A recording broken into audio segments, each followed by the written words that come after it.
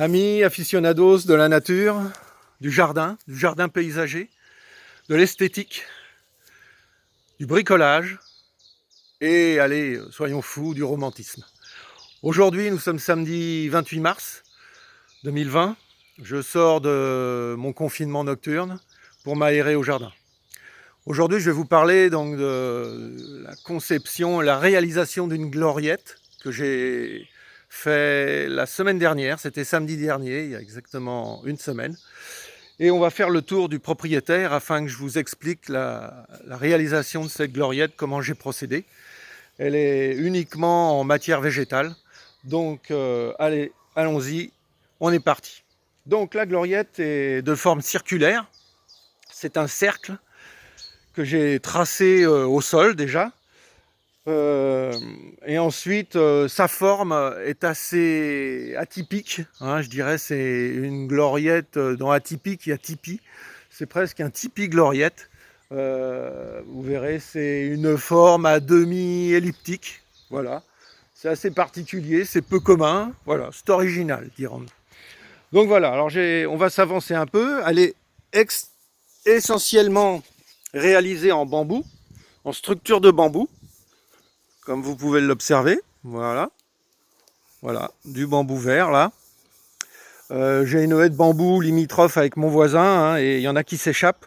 Donc j'avais une petite idée derrière la tête, je les ai laissés pousser et je les ai coupés la semaine dernière. Hein, j'en ai un stock, j'en ai encore un stock.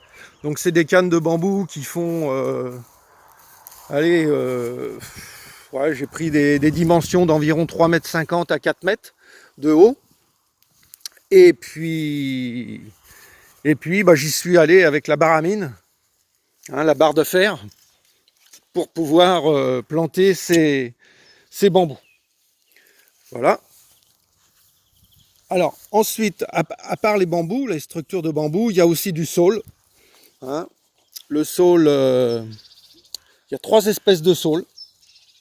Il y a le Salix fragilis, hein, un beau saule vert olive et qui a un port assez dressé. Et ce qui est intéressant, c'est qu'ensuite, il aura un étalement sur le haut, quoi. Ensuite, il a une forme étalée. Bon, des espèces de saules, il y en a bon nombre, hein, essentiellement répartis quand même dans l'hémisphère nord. Hein, c'est des saules qui aiment l'humidité, la fraîcheur, hein, et dans l'hémisphère sud, il y en a très peu. Environ 300 à 350 espèces de saules existent. Bon, moi j'en ai mis 3 espèces, en voilà une seconde. C'est un saule pourpré, Daphnoides purpurea. Hein, il y a une belle ramure pourprée. Ce saule sert dans la vannerie. Hein, et puis, sinon, le 3e saule, c'est Salix vitellina alba. Un beau saule jaune doré. Lui aussi sert dans la vannerie. Hein. On s'en sert encore aujourd'hui pour ligaturer la vigne. Hein. Ancestralement, on faisait ça avec la vigne et on continue de le faire avec cette matière noble, ce végétal qu'est le saule. Ensuite, bah voilà, une fois avoir réalisé la ligature de tout ça, je l'ai fait avec un raffia, un petit fil de fer. Enfin, il y a un petit fil de fer dedans. Hein. C'est une bobine de fil. Voilà, très fine, qui cassera avec le temps. Hein. Il faut aller au bout de 4-5 ans peut-être, ça va se rompre, mais le tout déjà sera structuré et végétalisé, ça sera tenu. Il y aura juste à observer la tenue de la gloriette. Donc il y a un petit fil métallique à l'intérieur de cet enrubanage de type raffia. Voilà, bah je vous propose, on va prendre un peu de hauteur et que vous voyez apprécier les dimensions et les volumes de la gloriette. Donc assez haute, hein, elle fait pareil, 3,50 m facile et environ 4 mètres de diamètre. Voilà.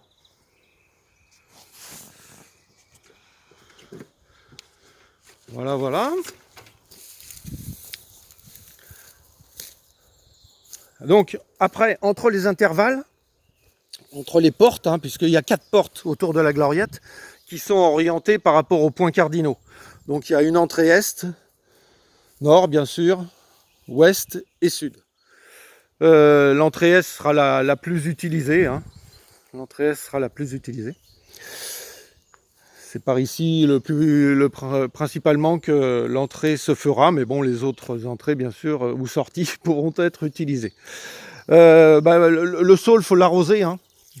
En ce moment, tous les 2 jours, j'arrose le saule afin qu'il s'enracine au mieux, hein, qu'il ait la fraîcheur adéquate, voilà, et nécessaire.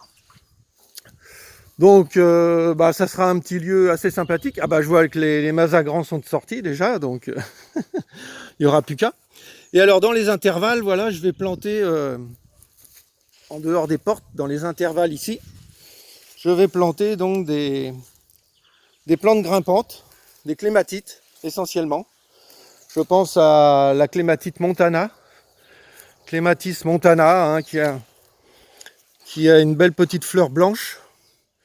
J'ai sorti mes bouquins un peu comme Thierry, hein.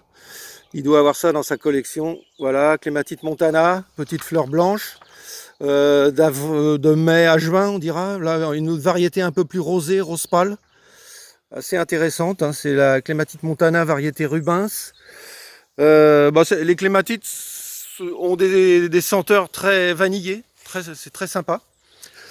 Je pense que je planterai d'autres grimpantes, hein, assez vigoureuses, comme la clématite, hein. Je pense au chèvrefeuille. Voilà, le chèvrefeuille a des senteurs, des effluves olfactifs formidables.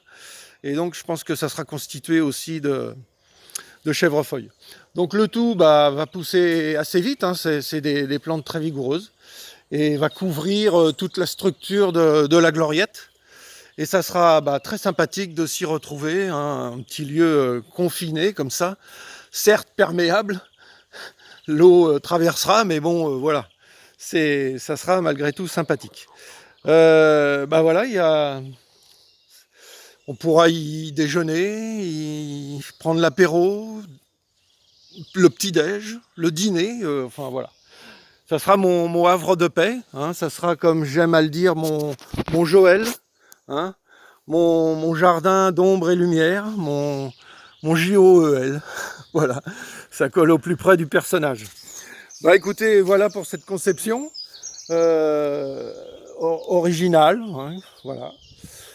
Je vous souhaite une bonne journée. Profitez un petit peu du grand air et puis on est solide, hein. Prenez soin de vous. À très bientôt. Au revoir.